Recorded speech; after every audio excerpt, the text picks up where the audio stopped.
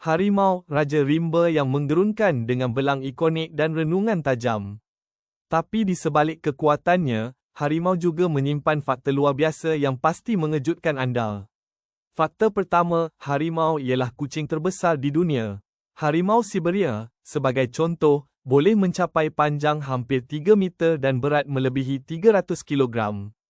Saiz ini menjadikan mereka pemburu yang tiada tandingan di hutan. Fakta kedua, belang harimau bukan hanya di bulu, tapi juga di kulitnya. Corak belang setiap harimau adalah unik, sama seperti cap jari manusia. Malah, penyelidik boleh mengenal pasti individu harimau hanya melalui corak ini. Fakta ketiga, harimau sebenarnya boleh meniru bunyi haiwan mangsanya. Dalam dunia liar, harimau kadangkala meniru suara rusa untuk memerangkap mangsanya. Ini menunjukkan harimau bukan saja kuat, tapi juga bijak menggunakan helah. Fakta keempat, harimau bukan pemburu berkumpulan seperti singa. Mereka lebih suka memburu secara solo, dan biasanya menyerang dari arah belakang atau sisi tanpa disedari.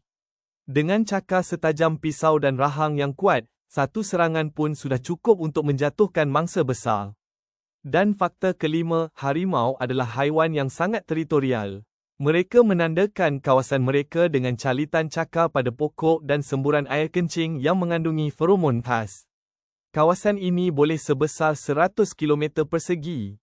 Harimau bukan sekadar haiwan yang ganas dan menakutkan, mereka adalah simbol kekuasaan, kecerdikan dan keindahan alam liar yang semakin terancam. Jadi, hargailah mereka sebelum raja rimba ini hanya tinggal kenangan.